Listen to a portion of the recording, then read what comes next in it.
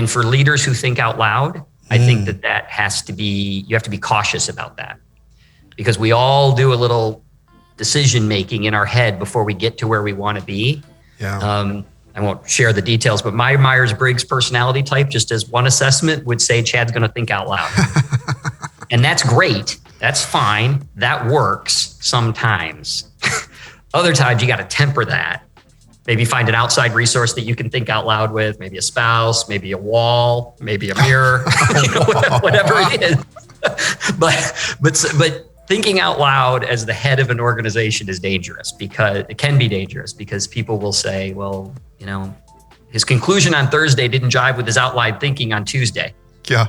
And in your head, you're like, well, yeah, but that was just thinking on Tuesday. Thursday's the message. If they heard both, you've neutered Thursday by too much vocal meandering on Tuesday. So I had to learn a little bit of that, and I stepped in it a few times, as we all do, and had to re-explain myself a couple times. And that's okay, because that comes across as transparent and builds your credibility too. But in general, I would encourage out loud thinkers to do less of it. You're so funny hearing. But I would also encourage internal thinkers to do a little more of it. Agreed. Because in absence of communication, there's a medium here that has to be reached. Otherwise, you're not communicating well on either.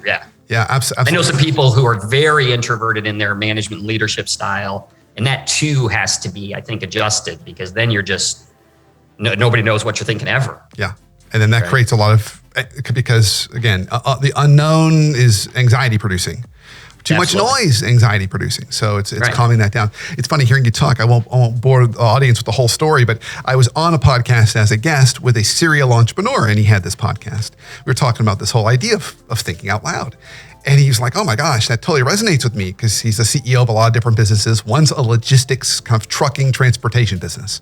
Yep. He said, so I'm doing a town hall the other day, and I stand up there and I said, maybe we need to re-examine our fleet. Maybe we're a little shy on vans. Just something for us to think about. He says, I leave, go home. Next day, come into the office. Waiting on my desk is 6 purchase orders for brand new white vans that are all parked in the parking lot. Absolutely. And I said, well, I was just like, maybe we need to think of it. But nope, they took that as a mandate, a decision, and they had 6 brand new vans just sitting out there waiting for him. Yeah. So it's you remind us that if we are going to think out loud, we need to put parameters around that when we do it. Like, let everybody know. Yes. I'm about to go through a period of thinking out loud. No one should make decisions on what I'm about to say. We're just going to explore. So that's right. And I think out loud meetings that are designated as such occasionally, not all day, every day, or just, having fun.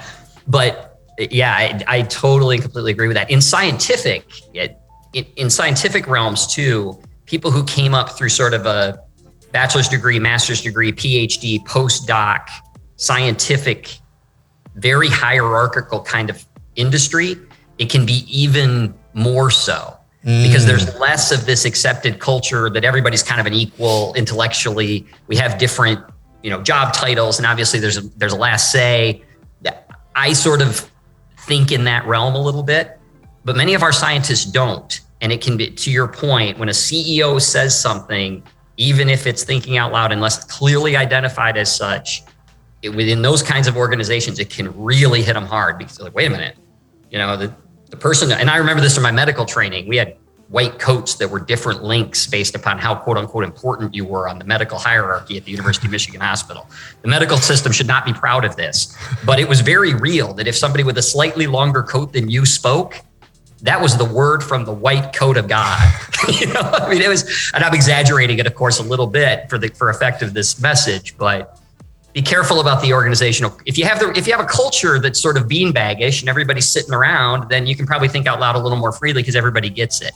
But if you're in an organization that thinks hierarchically, and there are some industries that do this more so than others, I think you got to be careful about it. Yeah, I love that. Well, Chad, we could keep talking all day long. Yeah. But this has getting a little long. This has been amazing. So just to kind of start to close us a little bit here, I always like to ask this final question on the Leadership Foundry podcast. Yep. What's one maybe tip, trick, hack, piece of practical advice you might have for us as leaders? Something that we could start to think about or notice or do starting tomorrow to make us more effective and make our teams that much more effective.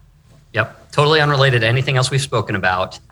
I try, and I have found, and it's uncomfortable for me, which is the point of the takeaway, do something before 10 a.m. that you don't want to do that day, that you're dreading.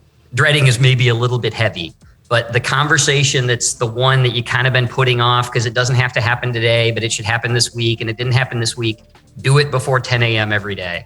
The email that needs to be responded to that's potentially a little bit testy within, either within or outside the organization, do it before 10 a.m. that day. It can be 9 a.m. if you're an early riser, you get the point. The problem, if those things hang out there, they do two things. Number one, they get pushed off to the next day because we all get tired towards the end of our days, and that's not when we want to confront the most difficult parts of our job.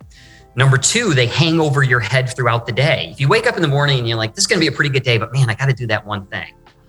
If that one thing's still on your mind at 2 p.m, you are sucking creativity out of your organization and certainly out of yourself, and you're also sucking some of the joy out of your job. So I would encourage people, if you have a list of to-dos every day or however you organize your to-do list, take the one that you're like, well, yeah, I'll do that after I do all the fun stuff. No. Take that one, put up in front, knock it off. And if you can't think of one that day, you're doing a darn good job, number one, or two, you're not thinking hard enough because there's probably something. There's an HR conversation that you've put off that you need to have. There's a feedback for a great employee that you don't give that person constructive, but more maybe redirectional feedback as often as you should, because generally they're an A performer, so they're not on your radar is the problem. So you put it off, do that one. So I'll stop there, but before 10 a.m., whatever's the one you're least likely to check off, make sure you check it off.